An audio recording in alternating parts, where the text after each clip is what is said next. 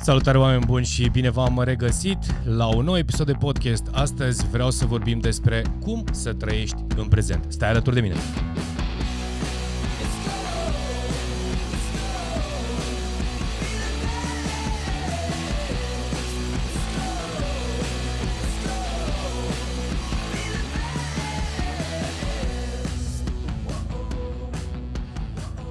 Salutare și bine te-am găsit la un nou episod de podcast. Așa cum te-am obișnuit, caut la fiecare ediție și la fiecare podcast să-ți dau câteva tips and tricks-uri din ce înseamnă din punctul meu de vedere mindset, ce înseamnă leadership și am tot povestit despre teoria aceasta.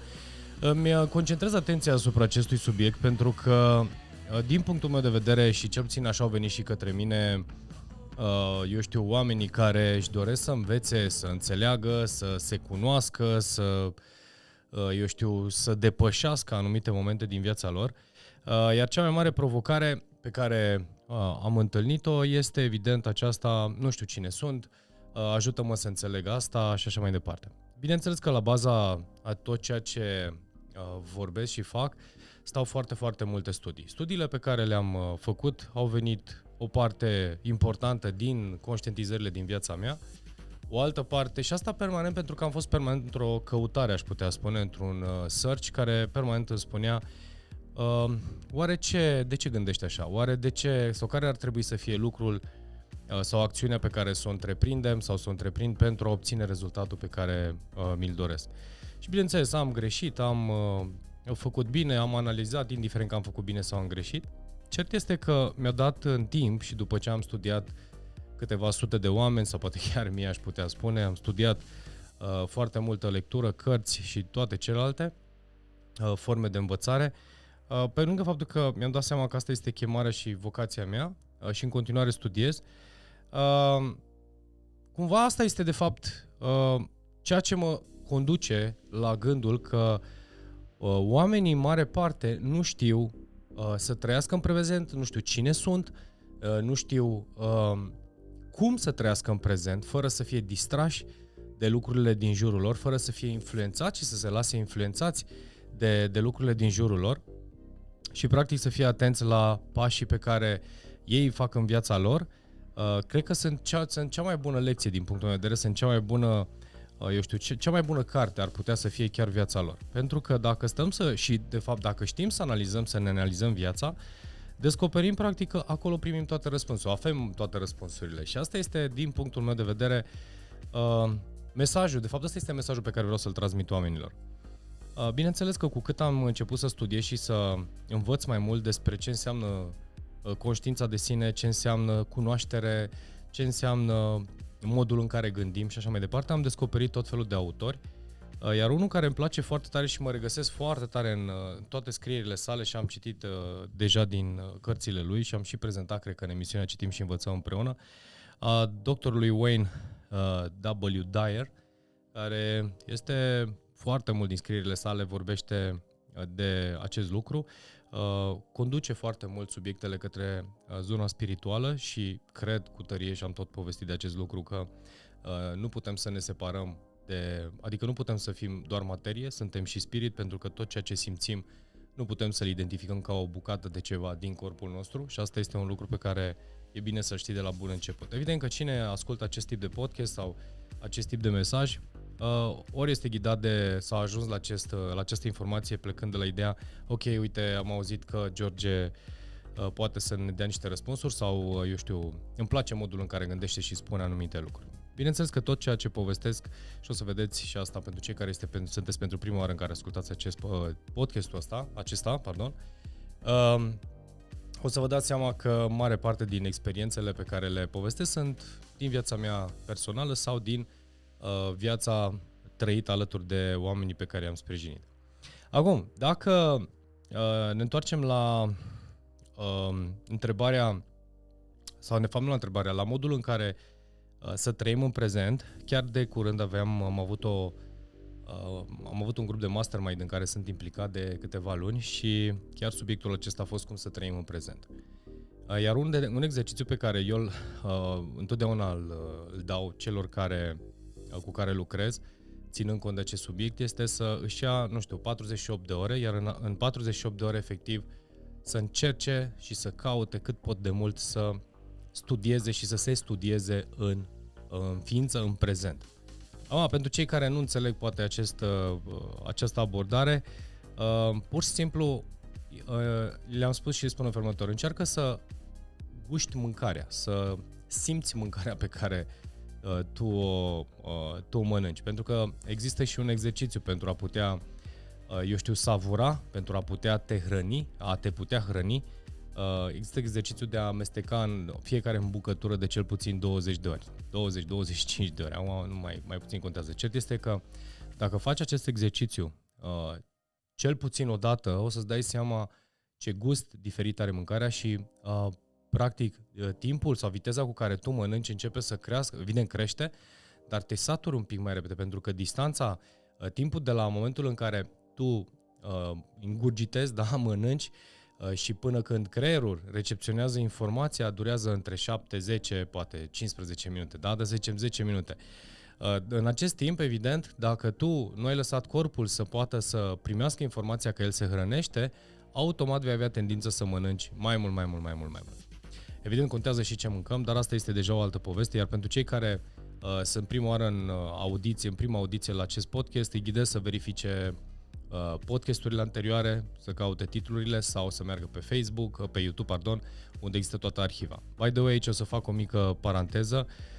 Deja de câteva ediții încoace povestesc despre grupul privat în care îndrept oamenii să meargă, nu neapărat pentru a acumula o sumă de bani, dar vreau să spun că pe mine mă preocupă mai tare ceea ce se întâmplă cu oamenii pe care îi inspir sau îi îndrum, decât să fac view-uri și like-uri și așa mai departe. Sună poate diferit pentru anumite persoane, dar pentru mine este important acest lucru și există acest grup Patreon pe care am făcut și o să existe în descrierea fiecărui material, cel puțin până la sfârșitul lunii octombrie, la momentul în care fac acest podcast. O să existe link-uri de a ghida către acel grup, iar ușor tranziția mea va fi către acel grup. Voi mai rămâne cu anumite informații, aproape 40%, își putea spune, din ceea ce fac acum în social media, iar restul de 60% se va duce către grupul privat, pentru că consider că în momentul în care tu investești și vii cu un aport personal, vei și învăța și vei înțelege. Adică mă interesează mai degrabă modul în care aplici și înțelegi această sau informațiile pe care le spun, pentru că le consider valoroase aceste informații, mai mult decât a da pe YouTube anumite informații de dragul de a face audiență. Pur și simplu nu simt și nu mă regăsesc în acest mod de abordare. Va exista asta poate pentru branding sau pentru a ghida audiența către acest grup. Mai departe las lucrurile și las universul să funcționeze pentru mine și cred tare mult în acest lucru. Bun, întorcându-ne la... Asta este momentul de publicitate. Întorcându-ne la a trăi în prezent, acesta era un exercițiu de cu mâncat și am cu mâncatul și mestecatul de 25 de ori să vedeți ce gust are mâncarea. Chiar o colegă din grupul de mastermind spunea că la Auschwitz au supraviețuit anumiți deținuți doar pentru faptul că inclusiv au stat și au savurat apa, da? Pentru ca corpul să recunoască că se hrănesc în egală măsură și creierul să recunoască hrană. Bineînțeles că n-a fost ușor, dar să recunoască hrana astfel încât să poată să supraviețuiască mai mult. Deci asta mi s-a părut foarte, foarte tare. Deci ca să înțelegeți ce înseamnă, iar foarte puțin chiar folosesc și sunt lucruri la îndemână, da? Deci nu vorbim de a folosi puterea creierului mai mult decât mai mult decât oricine, da? Să nu începem să vorbim de Einstein, așa cum chiar am biografia sa și urmează să o prezint la un moment dat într-una din emisiuni. Sunt fascinat și eu de modul în care și-a trăit viața și-a gândit Einstein. Dar vorbind de, întorcându-ne la subiect, a trăi în prezent, din punctul meu de vedere, înseamnă efectiv să te uiți la lucrurile care, în primul și în primul rând, îți fac plăcere. Foarte mulți oameni trăiesc pe pilot automat. Și când spun trăiesc pe pilot automat, efectiv, își fac o rutină și își creează o rutină pe care o respectă, mai mult sau mai puțin, fără să iasă din acest tipar. Acum, dacă vorbim de a-ți crea o rutină și a trăi în armonie cu ceea ce simți, ceea ce ești, este în regulă. Din punctul de vedere, practic, asta este scopul, asta este cumva nivelul absolut, da, pe care îl poți atinge, să trăiești în armonie cu gândurile și cu motivul pentru care tu ești născut pe această lume. Pe de altă parte, ăsta este și motivul pentru care vin oamenii către mine. De ce? Pentru că trăiesc într-o rutină în care, evident, repetând de nenumărate ori aceeași tip de gândire sau aceeași tip de acțiune, mintea nu recunoaște altceva și atunci automat tu începi să derapezi, iar în momentul în care începi să derapezi sau gândurile tale se duc într-o altă direcție, apar întrebările. Ok, dar de ce mi s-a întâmplat asta? De ce nu înțeleg asta? De ce nu știu ce? Iar aceste de ce-uri vin pentru că tu știi poate că ar trebui să faci anumite lucruri, dar din obicei și din modul în care tu te atragi în zona ta de confort, în spațiul acela în care tu cunoști acel lucru și deții controlul, automat vei repeta acea secvență. Și chiar primesc întrebări. Și am primit întrebări din cele mai trăznite. Nu tâmpite, trăznite.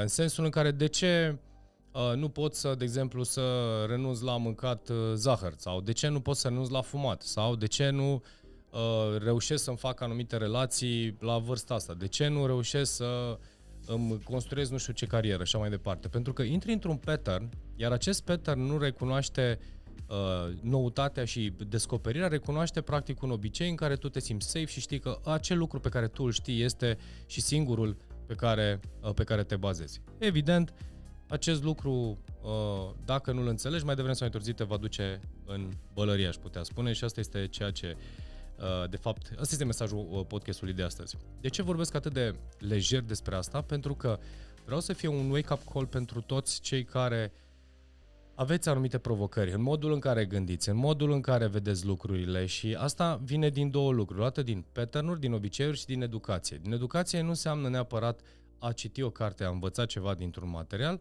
înseamnă în egală măsură a te documenta și a învăța despre acel lucru sau despre ceva. Iar când apar provocări, de cele mai multe ori, răspunsul este: dacă ai primit provocare pe acel drum și l-ai primit de nenumărat ori, este o provocare, o problemă. Dacă ai primit provocare pe acel drum, înseamnă că acolo este răspunsul, sau pe acel lucru, pe acel subiect, tu ai de reparat ce ai de reparat. Și asta, bineînțeles, te va duce în căutare, iar în căutări vei ajunge. Poate la o persoană care te poate ajuta, poți să ajungi inclusiv la un video, poate să apară la un moment dat un podcast, și astea sunt lucrurile acelea pe care le considerăm noi, pur și simplu, mi s-a întâmplat să apară în feed-ul meu, nu știu ce, video al lui nu știu care, sau să primesc o carte cadou și așa mai departe. Și mie mi s-a întâmplat și chiar vă recomand să urmăriți podcasturile sau videourile sau live-urile care le-am făcut. Sunt foarte multe și vorbesc în cam toate, vorbesc despre experiențe pe care le-am trăit și chemarea mea către anumite lucruri sau cum am apucat să fac anumite lucruri și au venit din aceste întâmplări, da? cum le-am tot numit. Aceste întâmplări se întâmplă, adică aceste întâmplări le avem fiecare dintre noi. Doar să le identificați, să știți cum primiți semnale că este necesar să vă duceți într-o altă direcție. Ce legătură are asta cu a trăi în prezent? Păi are o mare legătură, că de fapt acesta este subiectul. Majoritatea, absorbiți de rutină, absorbiți de modul în care gândesc și fac lucrurile, uită să trăiască în prezent. Iar prezentul îți spune de cele mai multe ori în ce direcție și ce ai de făcut. Și aici pot să includ absolut orice. Știu că, nu-mi face bine să mănânc târziu sau să mănânc o prăjitură, mă doare splina și ficatul, da, mai știu eu ce, dar cu toate astea mănânc. Știu că, nu vreau să spun, să critic, să judec, să analizez greșit pe cineva, nu mă vede pentru că o fac cu gândul meu, dar totuși o fac. Iar acest lucru nu face altceva decât conștient, fii foarte atent, conștient te conduce către o stare care se întoarce și ți intră în buclă. A trăi în prezent înseamnă să-ți asculți acel instinct, să asculți acea parte care este un drum poate pe care tu nu ai mers și spui: stai puțin, dacă știu că nu am de ce să mai mănânc această prăjitură sau nu mai mănânc că îmi face rău, de ce o mănânc? Că îmi face plăcere. Ok, asumă-ți și atunci nu mai pune întrebarea asta. Deci trăiește în prezent și asumă-ți prăjitura respectivă fără să stau cu gândul cum ar fi fost dacă n-aș mânca o prăjitură. Sau dacă aș fi investit mai mult în relația cu nu știu cine și trăiesc într-o stare, da, trăiesc cu gândul la cum ar fi fost relația cu persoana respectivă și trăiesc în prezent, într-un fel sau altul, în tristețe. Când stau să mă gândesc, stai puțin, am luat decizia aceasta în trecut, mă întorc în prezent, deci maxim pot să văd prezentul, că noi nu putem să trăim mai mult decât în prezent. Deci chiar nu putem să trăim mai mult decât în prezent. Tu poți să stai cu mintea și în viitor, și în trecut, și oriunde, dar tu fizic, da, și psihic, și fiziologic, și psihologic, tu nu poți să trăiești decât în prezent. Iar dacă vrei să trăiești din plin în prezent, înseamnă să te oprești și să admiri și să, să te uiți la lucrurile din jurul tău, să le vezi cu totul cu alți ochi. De la acest creion pe care, cei care auziți videoul, podcastul pe Spotify, nu vedeți, dar eu fac și un video podcast care se va vedea, cel puțin o perioadă se va vedea pe YouTube, după care o să-l vedem o să-l vedem pe Patreon. Cum a fost creat acest creion? Ce înseamnă acest creion pentru mine? Ce înseamnă, nu știu, un tablou pe care l-am pe perete? Mă uit în față pentru că acolo am un tablou. Cum a fost creat acest microfon? Cum a fost creat, sau mă pot bucura de temperatura de afară fără să spun plouă, mă simt nașpa. Sau am mâncat asta și mă simt vinovat. Am făcut asta și mă simt nu știu cum. Fără să stau să mă gândesc, ok, cine spune că mă simt nu știu cum? Cine spune cum să văd și să nu văd anumite lucruri? Sau cine hotărăște dacă văd sau nu văd anumite aspecte din viața mea? Asta înseamnă că pot să trăiesc într-o altă lume, deși spun că trăiesc în prezent, dar eu trăiesc într-o altă lume. Trăiesc în gândurile mele în viitor, trăiesc în gândurile mele în trecut și ceea ce fac, nu fac altceva decât compar. Compar cu ceea ce îmi doresc, adică din viitor, compar cu ceea ce a fost în trecut și mi-a plăcut poate sau nu mi-a plăcut, dar hai să spunem că mi-a plăcut și spun, ce fain a fost acum 5 ani în relația cu fata sau cu băiatul respectiv sau în firma respectivă și uite, astăzi nu mai trăiesc. Astăzi ești exact în locul potrivit. Astăzi, tu, eu, oricine, ești în locul potrivit în care poți face ceva, în care poți lua anumite decizii. Iar a trăi în prezent înseamnă să te oprești efectiv și să te uiți la lucrurile din jurul tău și să începi să te bucuri de tot ce ești și ai astăzi. Din acest loc și din această stare, și dacă reușești să trăiești 48 de ore în această stare, deși nu este ușor la început, crede-mă, nu mai ești atent la social media, nu mai ești atent la bruiaje, nu mai ești atent la alergătură, nu mai ești atent la panica că apare sau nu apare nu știu ce, cum spunea astăzi îmi spunea cineva astăzi, nu mai contează că nu vreau să aduc nume în discuție, ai auzit, George, o să ne închidă din nou. Și am spus, eu nu ascult, eu nu mă uit la știri. Zic, într-adevăr, ajung informațiile tangențial la mine, dar eu nu stau să fiu atent la ce înseamnă mă închide, nu ne închide, lockdown nu este lockdown și mai departe. Pentru că și dacă va fi un lockdown, mă voi adapta la ceea ce se întâmplă și mă bucur de momentul acela, pentru că sigur voi găsi o ceva, cel puțin pentru mine, să știu că nu mai este un rush hour, da? Tot timpul este și sunt pe fugă și o oră de vârf și tot timpul am de alergat după atins obiective, pur și simplu am mai mult timp de citit, am poate mai mult timp de lucrat, nu mai trebuie să stau să să consum un anume timp pentru ceea ce oricum fac astăzi. Dar se întâmplă în anumite momente și mi s-a întâmplat și mie și asta este o rețetă pe care eu vreau să vi-o dau din experiența mea, când am simțit că sunt cu pedala de accelerație și intru inconștient în acest spațiu, efectiv, primul lucru pe care spun, hei, eu trăiesc în prezent. Eu simt nevoia acum să fac acest lucru. Pentru asta au fost momente când, efectiv, am anulat anumite înregistrări sau anumite proiecte și am stat cu cartea în mână ore întregi, am stat și am scris pe anumite materiale datorită, mi-am spus, pur și simplu am spus, asta este ceea ce îmi place să fac. Sau am oprit o anumită acțiune și am plecat să fac mișcare.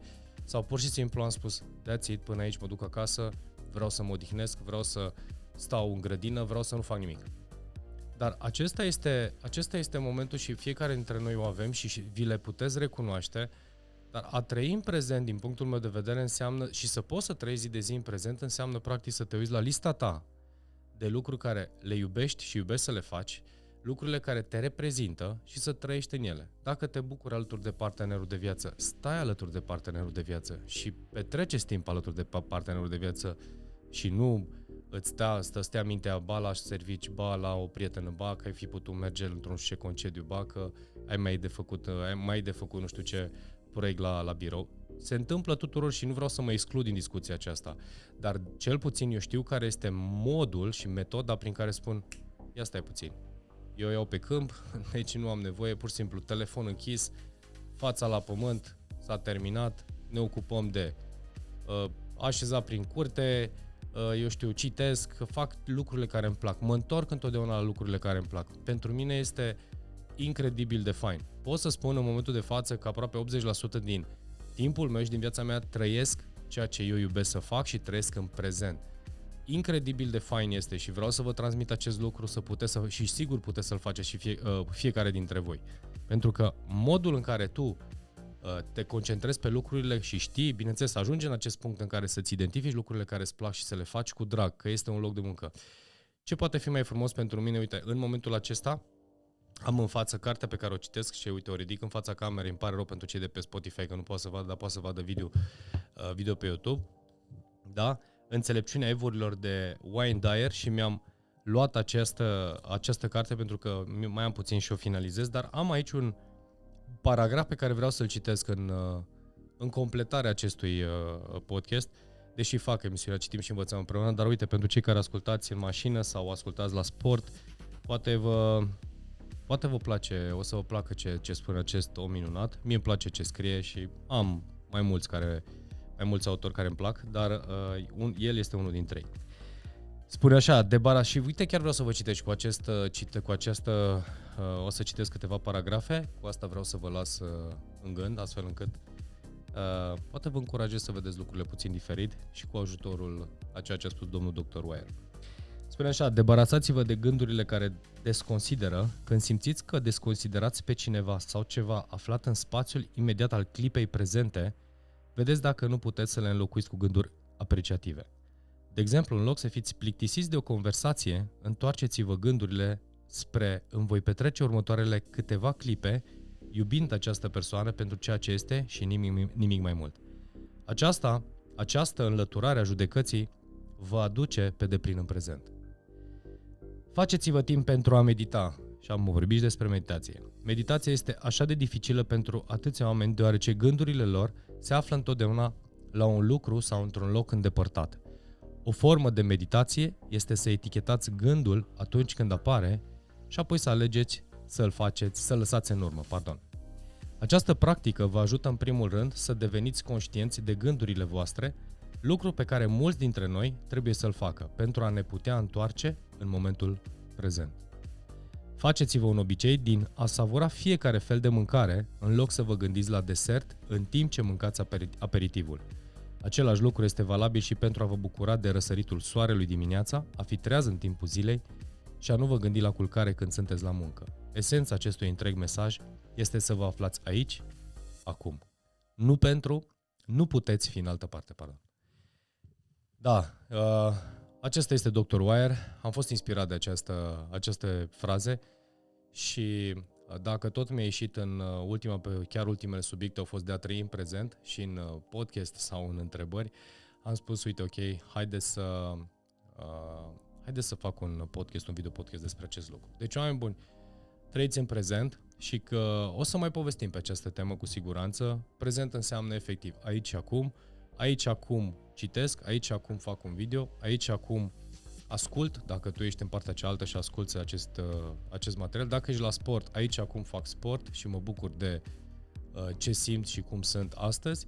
Aici acum pot să simt și să apreciez mâncarea, aici acum pot să mă opresc să respir, aici acum pot să admir ce este în jurul meu, aici acum pot să trăiesc.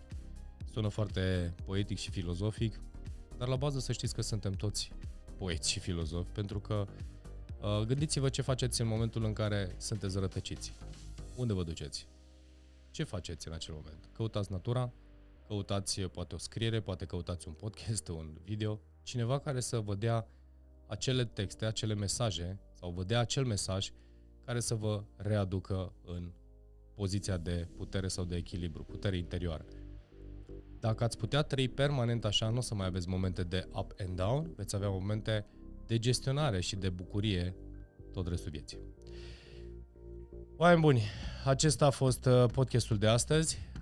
Sper din tot sufletul că a venit la țanc, dar cum am spus o bună prietenă mea, după ce mai urmăște din când în când câte un podcast, spunea, a venit exact când trebuie, a venit exact mesajul care aveam nevoie, sper să fie și pentru voi la fel. Aceasta a fost inspirația de astăzi. Cu ce vreau să închid acest podcast este, vă rog frumos, dacă țineți cont de, sau mă rog, nu neapărat dacă țineți cont, dacă vă place ceea ce fac, vă recomand să mergeți pe grupul Patreon, să vă rezervați acel loc.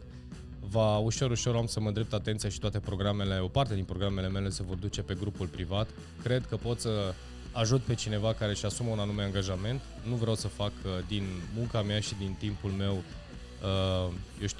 o formă de propagandă, de a transmite în lume mesajele mele. Nu vreau să par nici deștept, nici nu vreau să par, popular din punctul de vedere. Cred că mai degrabă în spatele videourilor și în spatele programelor pe care le fac stă munca de o viață, îmi stau convingerile și cred că cei care vor rezona cu ceea ce gândesc și fac vor veni alături de mine. Putem să învățăm împreună, puteți să învățați, vă asumați acest angajament, stăm împreună, în orice moment poți să intri, în orice moment poți să ieși, dar cel puțin știi că îți asumi un angajament și în acest context vei și aplica. Pentru mine scopul meu este să știu că sunt alături de mine oameni care vor face salturi și vor evolua. Mai degrabă să știu că ai mișcat ceva și că te-a ajutat, decât să știu că ai primit o informație pe care până mâine ai uitat-o. În proporție de 70% informație se uită de la o zi la alta, credeți-mă. Deci și acest podcast, dacă n-ai făcut nimic în următoarele minute, ore, ai uitat.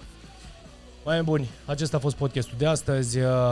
O zi superbă și ne auzim curând.